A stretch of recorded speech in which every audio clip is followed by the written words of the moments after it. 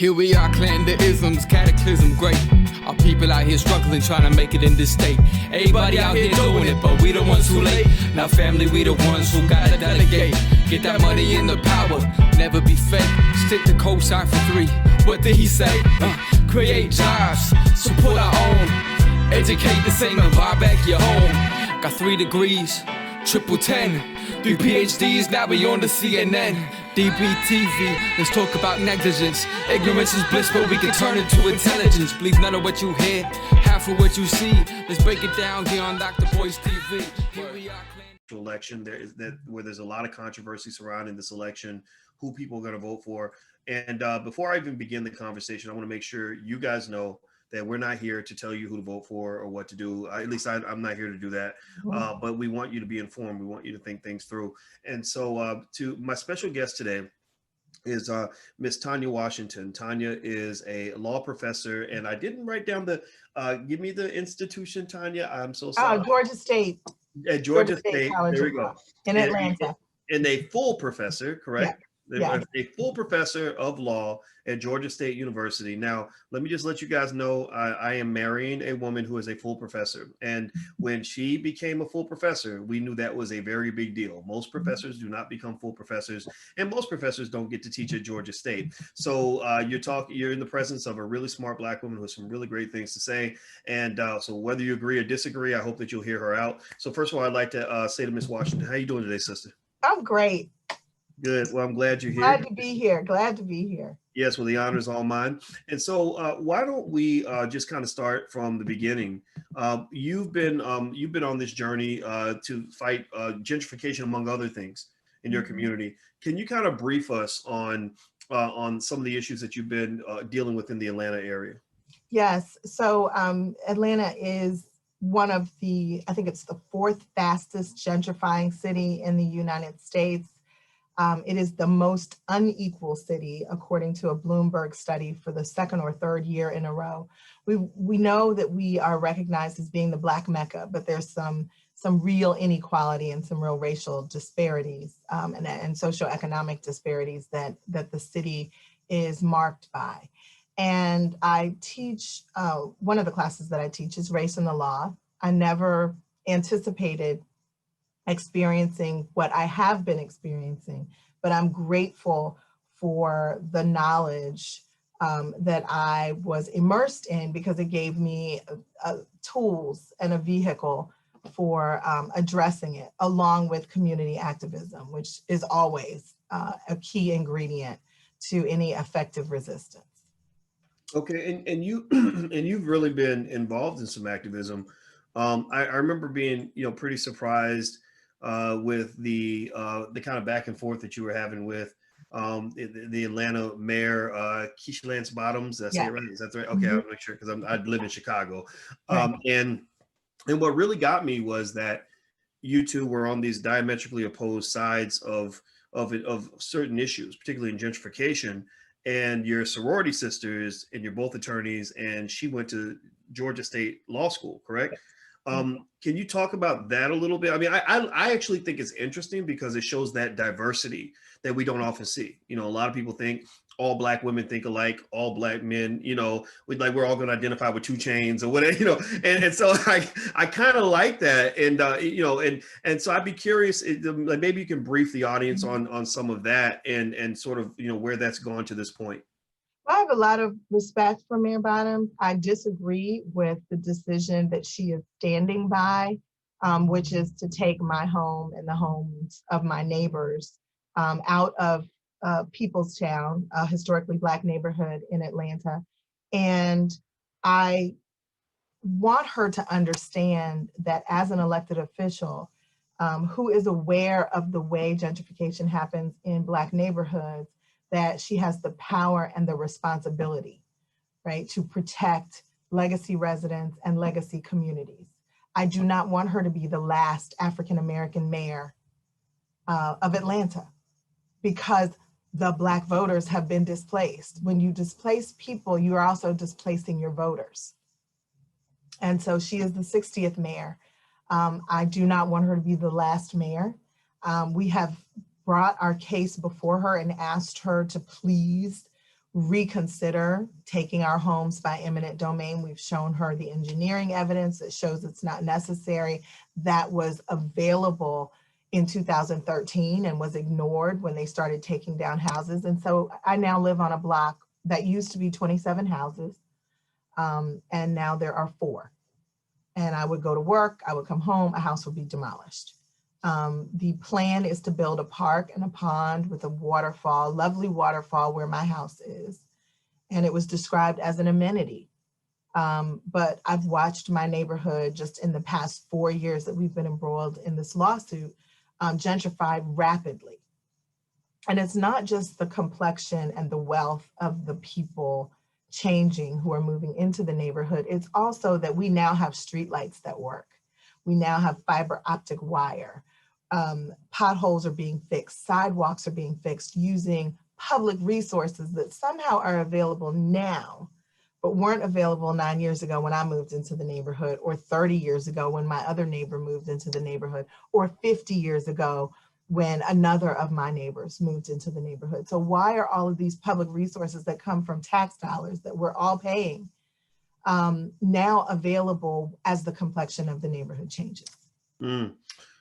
Everybody who's watching, I'm speaking with Tanya Washington. She's a law professor at Georgia State University, and just a really smart Black woman out of Atlanta who is in the middle of some really important battles that I think you guys should be aware of. If you haven't done it yet, please hit the thumbs up button, share button, subscribe button, put some comments in the chat. Let's have a conversation about this because I think intelligent conversations are necessary for us to kind of know how to move forward politically and otherwise. And so let me ask you this, Professor Washington. So you, so just so I can make sure I recap this properly. So you have an area that you lived in. What's the name of the community again? Give Peoplestown. Peoplestown. Yeah. And you said that through the years, there's been an effort to gentrify this area. And as the gentrification has taken place, suddenly the complexion's changing, the wealth is changing.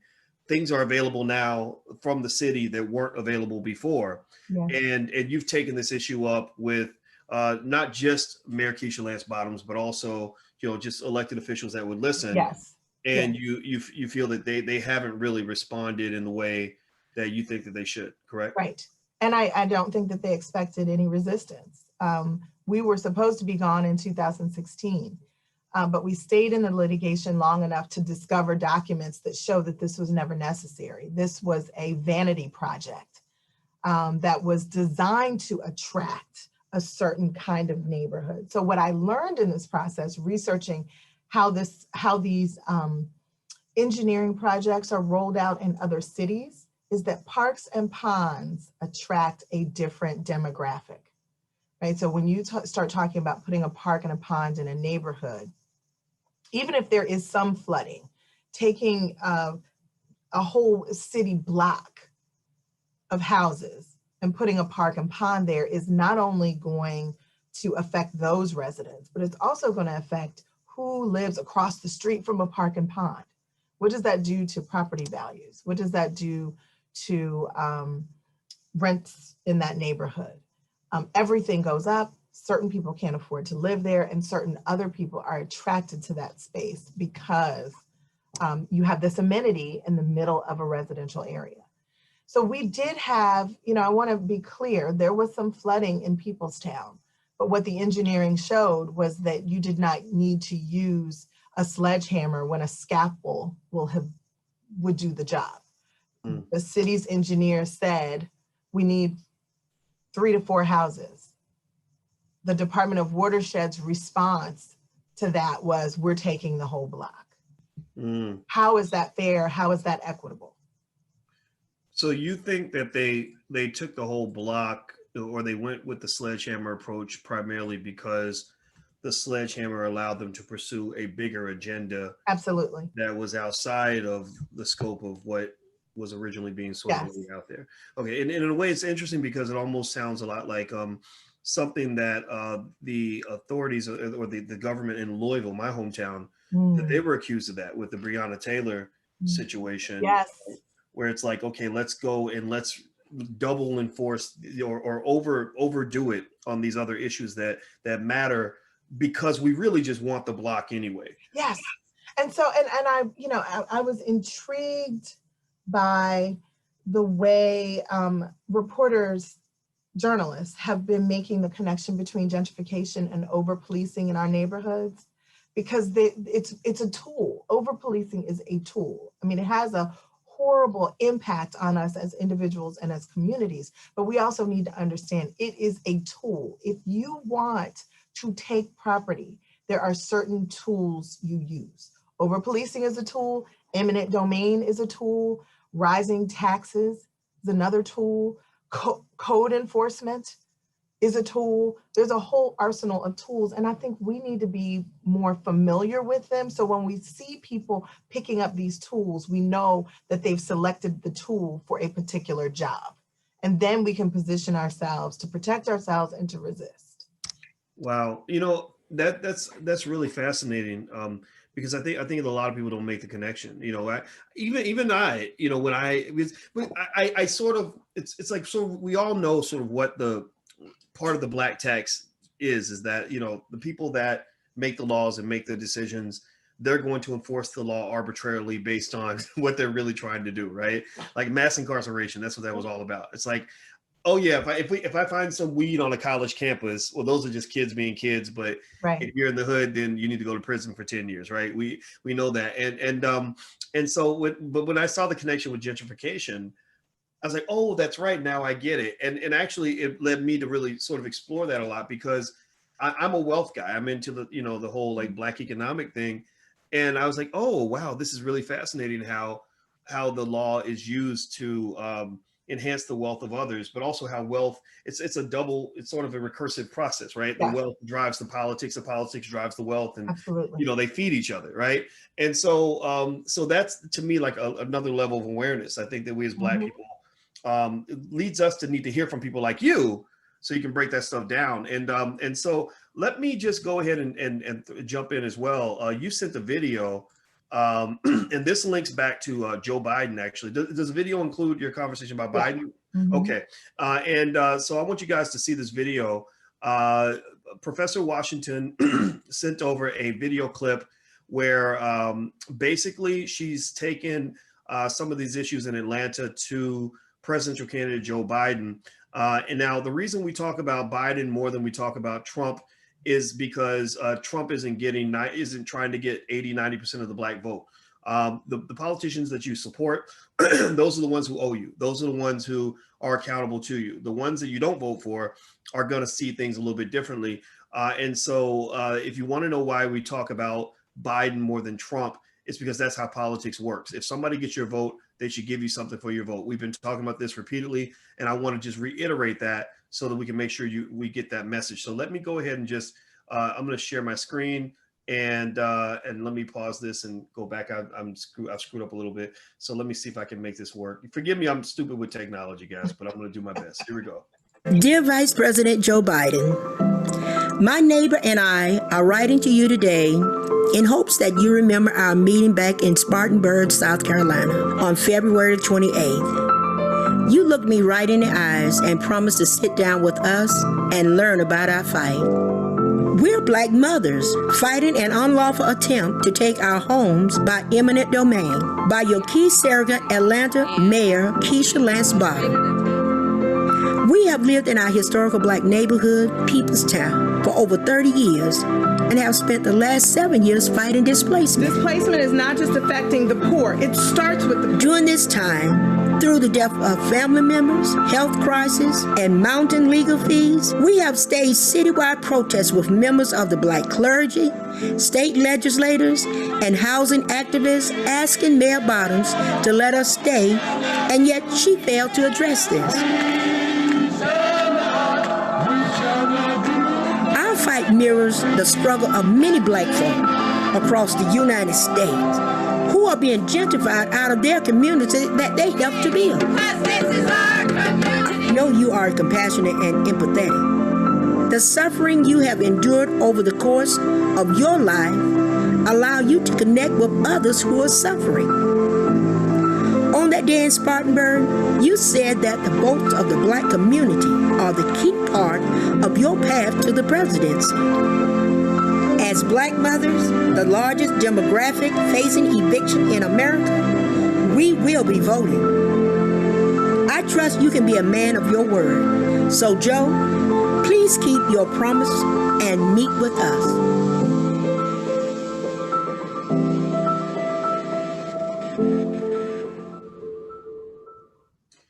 All right. So first of all, everybody watching that video, I need you guys. I'm going to do a quick call to action because we're not just here to watch things. We're actually here to participate. I'm going to put in the chat the title of that video. The title is Joe Biden, Please Keep Your Promise, a letter from Peoplestown residents. Give me a verbal confirmation in the chat. Please give me a yes in the chat if you will go to this video, watch it, and grab the link and share it. Okay, so give me a verbal confirmation in the chat if you can do this. I mean, we need people that are going to be active. If you believe what you're saying, if you think that what you're hearing here is BS, then that's a different story. But if you identify with the issue that Professor Washington has brought to us, give us a yes in the chat that you will grab that link and put it on your social media, on your Twitter, on your Instagram, or your Facebook, things like that. Is there a hashtag anybody's using, by the way? Yes, the hashtag is Peoplestown will not go down.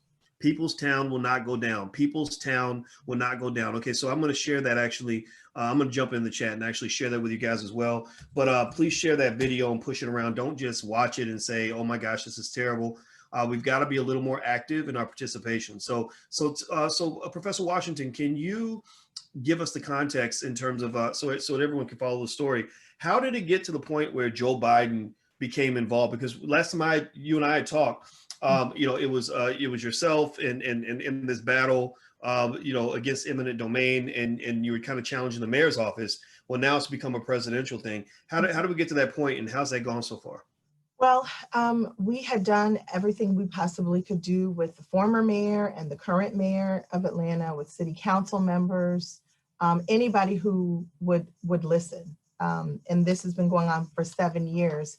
And so as we were working as a group strategically with our community members and my neighbors, we decided that we knew that our mayor was campaigning with and for President Biden and Vice President Biden.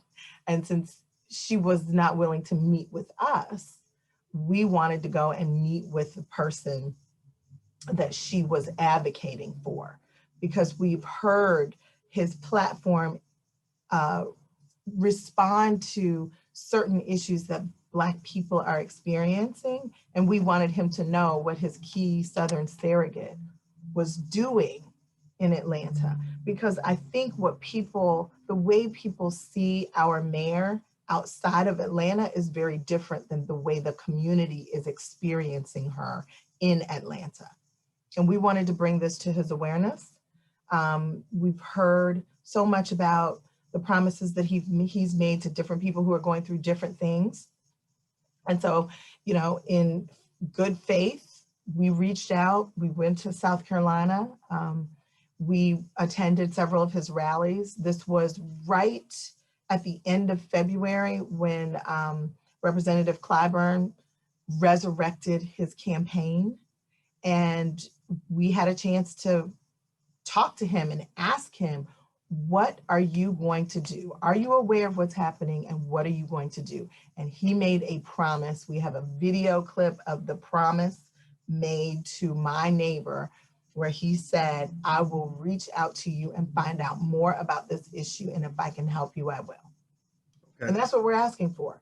I know, the only thing I've been telling people, I don't care who you vote for, I need you to vote, right? Because we have a history of not having been able to vote, and out of respect for the legacy of our ancestors, we need to exercise that vote. But I would also say, when you are voting for somebody, whoever that somebody may be, make sure, as you said, Dr. Watkins, that you are getting something out of the deal. This is a transaction. This is not a gift. It's a quid pro quo. I vote for you, you address my issues, right? If you're not going to address my issues, then why am I voting for you? And so we need to be part of the platform, not just in the pictures. For both parties. If you want Black people to vote for you, then bring Black people something that responds to their issues, their concerns, their interests. Well, and I like what you're saying. And I will say this. Maybe I haven't made this clear when I've been talking to you guys that are listening, but um, my view, I'm always trying to keep my mind open for my views to evolve when it comes to the Hmm. voting process. And I've never told anybody not to vote. I never said that. But when people ask me like, "What are you going to do?" I'd say, I don't know. If I don't like what I see, you're not going to tell me what to do. But I heard Professor Eddie Glaude, Love Professor Eddie Glaude. Wow. yeah, he's great. He's great. I've been reaching out to him. If anybody knows Eddie, tell him to reach out to me. We called the school and we can't get in touch with him, but I want to bring him in. And he had an interesting idea. He said, just everybody register, vote down the party line or whatever it is. Just vote on your local elections and all this other stuff. But on the presidential election, leave it blank, or a third party, whatever you want to do. But just let them know these are not my choices. And I kind of like that. Then I talked to a couple other people about what their strategy was, and they also mentioned registering to vote and making your presence known, and then at that point doing whatever you want to do, right? But I like that because I have to stop short of walking in and saying I endorse this person Hmm. if I don't endorse that person. Right. I mean, when I see Joe Biden, I don't see what everybody else sees, but maybe it's because I'm cursed with old age. I'm 49 and I'm not 29. So I'm still seeing Joe Biden from the 90s, from the 80s, and if you know this guy's history, it's not one of those like, oh yeah, he's really truly an advocate for us. I haven't seen that. Right. Hmm. But I do think that there can be some things that we can benefit from. And I think it just has to make sense, like this whole, like, we'll get rid of Donald Trump for you argument. Okay, that's point number one. Yes. Now I need to hear points 2, 3, 4, 5, 6, 7, 8, 9, 10. I don't want to hear that's point number 1, 2, 3, 4, 5. All of them is Donald Trump, Donald Trump, Donald Trump, Donald Trump. I don't want to talk about Donald Trump no more. Like let's talk about me and you. It's between me and you. Right? Because we were suffering as individuals and as a community before Donald Trump, right? Yes. I mean, he comes with his own special brand of problems, but what we're talking about is systemic and structural racism and white supremacy that he did not invent. Has he capitalized on it? Perhaps, but he's a distraction, right? Because he could be gone tomorrow and these structures will still operate to grind people up, marginalize, and oppress. So we need something more than just a change of personality or change of personnel. Yeah. We need some structural changes. Yeah, I don't want to replace a bad pimp with a better pimp. I don't want a pimp. And How about that? yeah, and I'm gonna tell you, I really feel like Donald Trump is a wonderful asset to the Democratic Party. If I can just hold up the bad guy, like Trump, Trump, Trump, Trump, Trump, and make that the focus, and your fear of Trump the focus, then I don't actually have to be accountable for anything.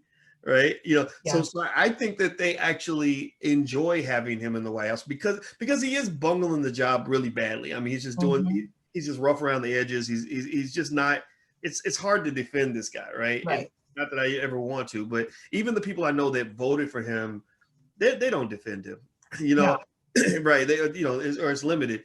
And so I almost feel like if I'm a Democrat, I really want to run against Trump, Yeah, well, it is easier than saying I am going to create a sustainable change, right? It's easier to say I won't be this guy.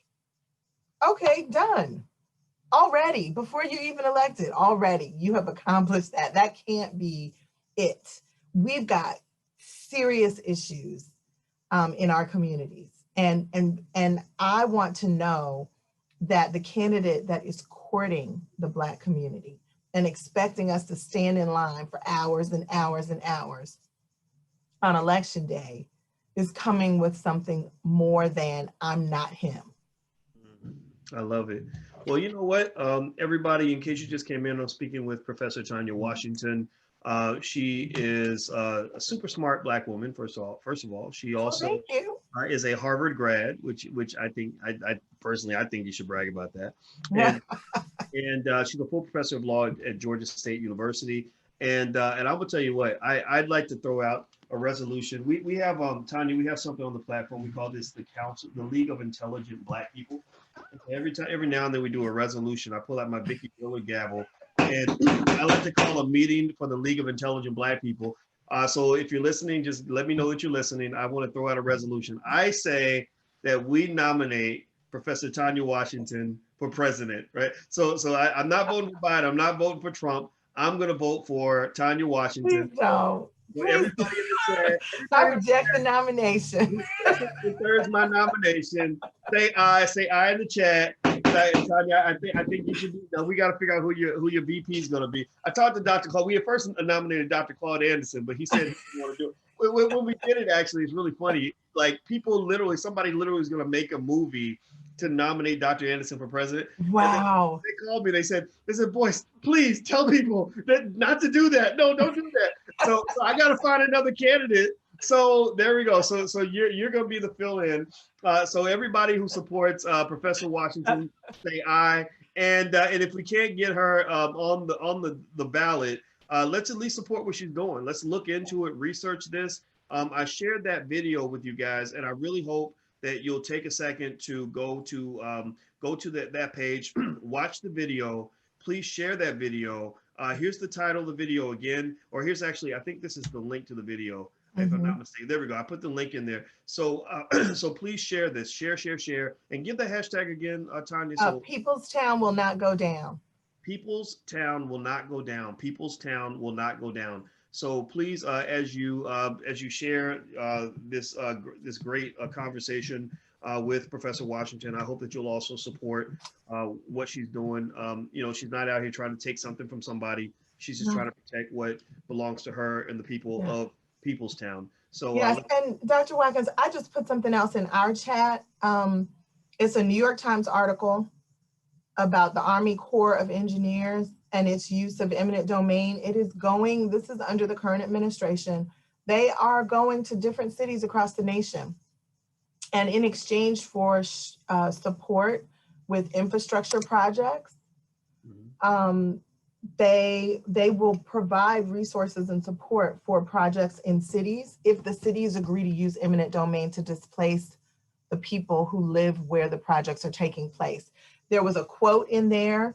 Other places appear to have second thoughts. Last summer, Atlanta told the Corps that the city was able to use eminent domain. According to documents obtained through a records request, the city informed the Corps in January, this is January 2020, that it was pulling out of the project. Michael Smith, a spokesman for Mayor Keisha Lance Bottoms, didn't respond to requests for comment. We need to share this information because this is not just happening in Atlanta. Most people don't even think eminent domain is even still possible. I hadn't heard about it for the 25 years that I've been in practice or teaching.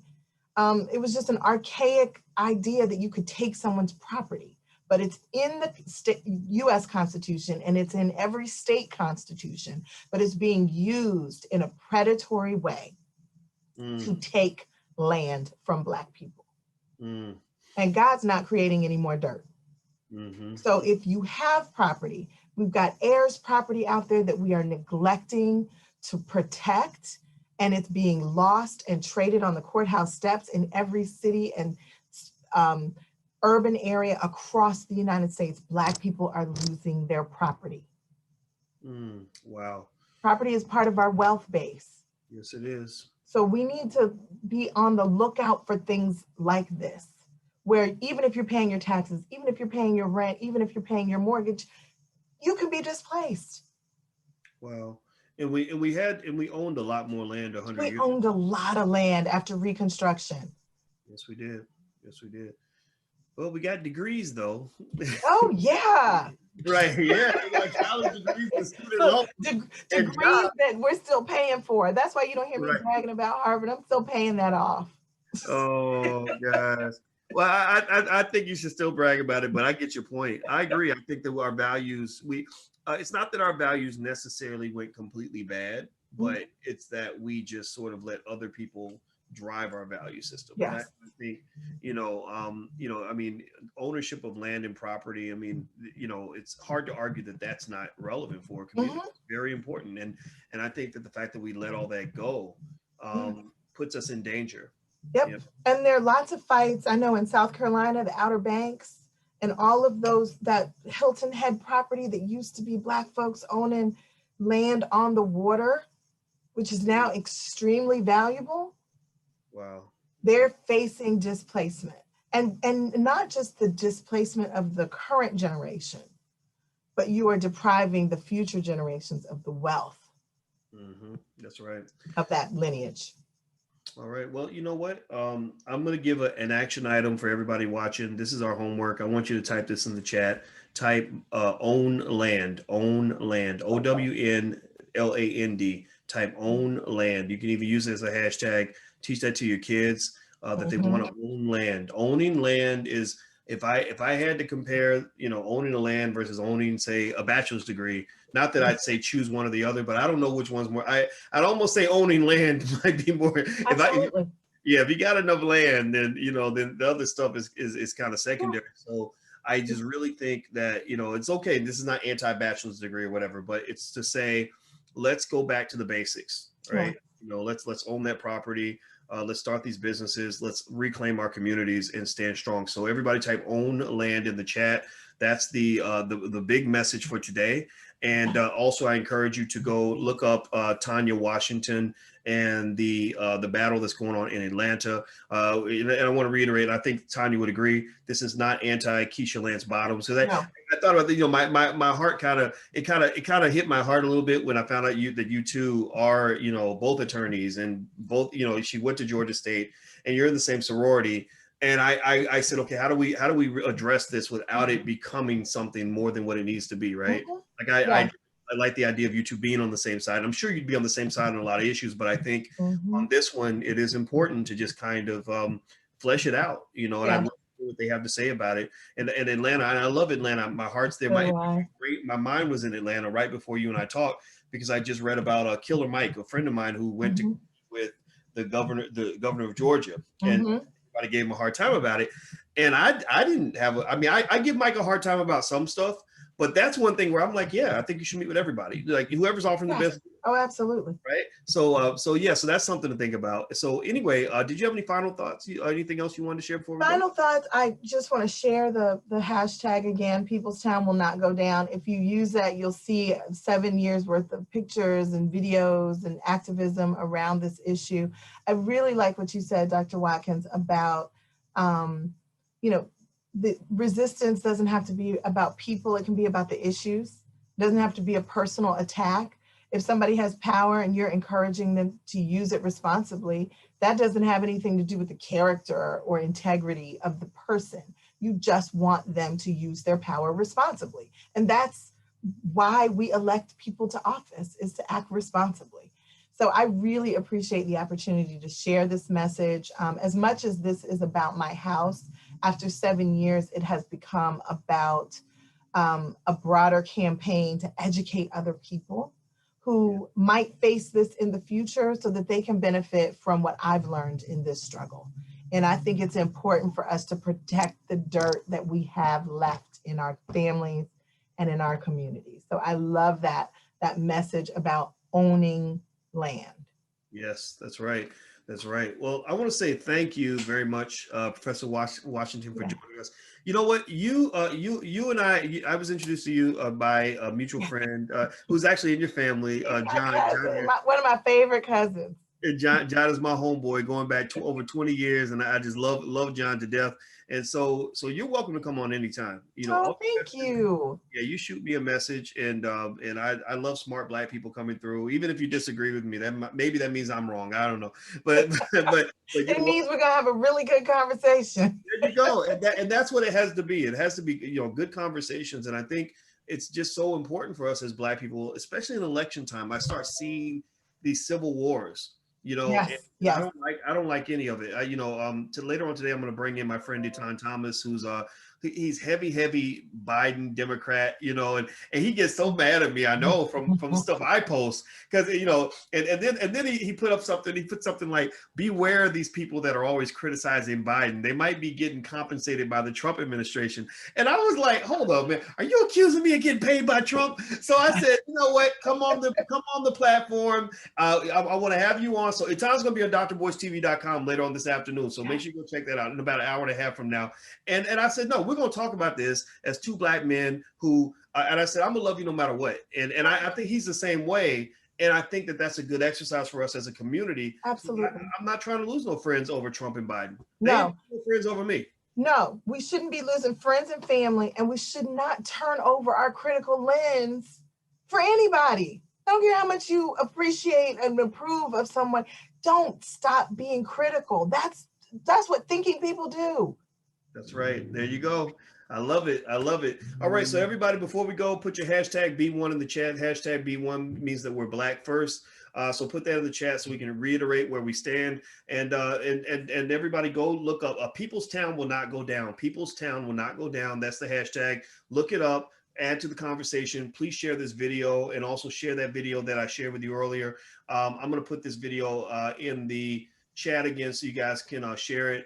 Don't just watch the interview. Just do something. You can get on social media and just share it with your friends. That would actually help the people of People's Town. So thank you. Thank you so much. Very much, Professor Washington. I appreciate your time. So good to see you again. Stay Black. All right, absolutely.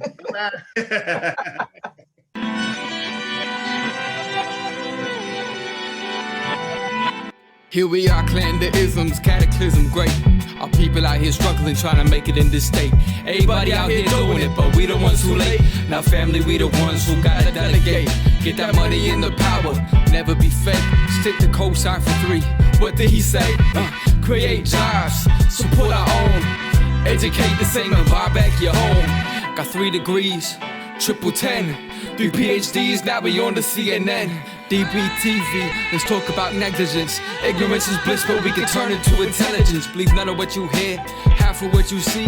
Let's break it down here on Dr. Boy's TV.